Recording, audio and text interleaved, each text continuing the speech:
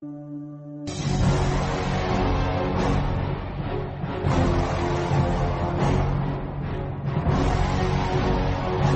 John Batchelor. This is the John Batchelor Show. Professor, it's time to go to South Pole. We've got the players. Markham is driving this. He's chosen Scott. There's another player, Shackleton, we need to mention, because the 1902 expedition establishes Scott and Shackleton as the leading heroes of British expeditions on Antarctica. What happens in that expedition? What is so significant about it to Markham and the British? Well, leading competitors and competitors for celebrity status, because the way the expedition was designed was a Royal Navy expedition, and Scott was a Royal Navy captain, and he imposed British naval discipline.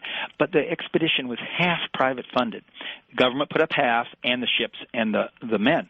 But Markham had to raise the other half, and he gets most of it from one big donor who gives it to the Royal Geographic Society, and that donor's son had been in the Boer War.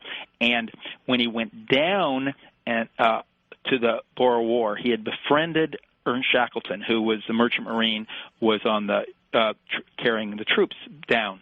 And Ernest Shackleton was larger than life. He had great visions, great dreams, great courage. And so he decides that he's bored in the merchant marine.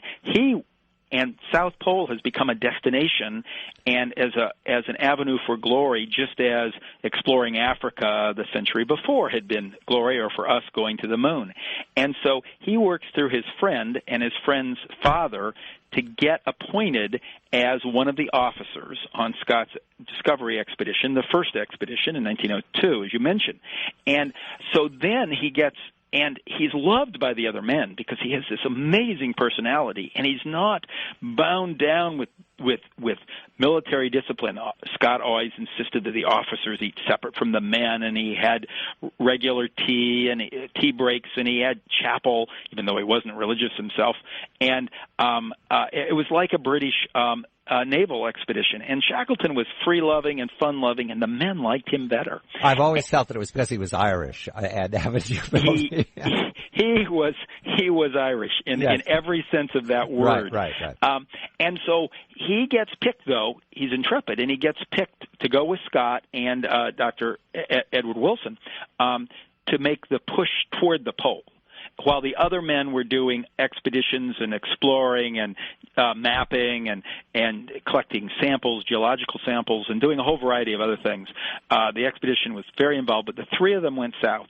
And, Antarctica may be a big place, but it wasn't a big enough place for those two men.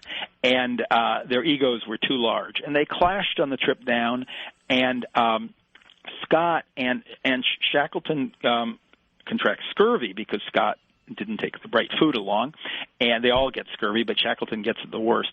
And so then Scott sends him home after the first year. They stay for 2 winters. When the relief ship comes in the next summer, they're going to stay 2 winters and then 3 summers that are around it. He sends Shackleton home, claims he's sick, and that humiliates Shackleton.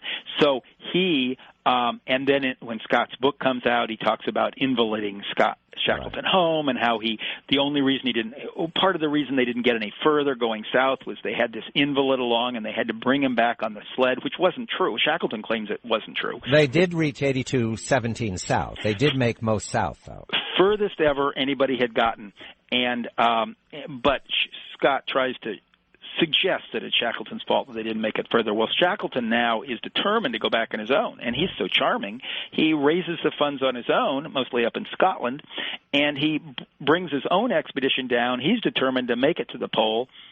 He goes down in 1906 with the Nimrod expedition, and does a magnificent job. He goes across the Ross Ice Shelf. He goes up, the first person ever, up Beardmore Glacier, makes the polar plateau, but he doesn't quite make it. He falls less than 100 miles short of the pole before he has to turn around and come back. He did get 88 south, though. He did surpass Scott and Shackleton. by far. He was Yes. only 100 miles away from the pole. I've always felt, Ed, that 88 was what he wanted to do. He wanted to beat Scott's record. Oh, he certainly wanted to beat Scott in every respect. He wanted to get further. He wanted to make it up on the plateau. But he wanted to beat Scott to have a better scientific expedition. He took better scientists along, Royal Society scientists. And so he had a much better record with his expedition and did it on a fraction of the funds. All right, now the scene is set. Shackleton will come back because it's Shackleton's expedition that continues through the First War that becomes one of the great survival expeditions of Antarctic history. But the drama is set. Amundsen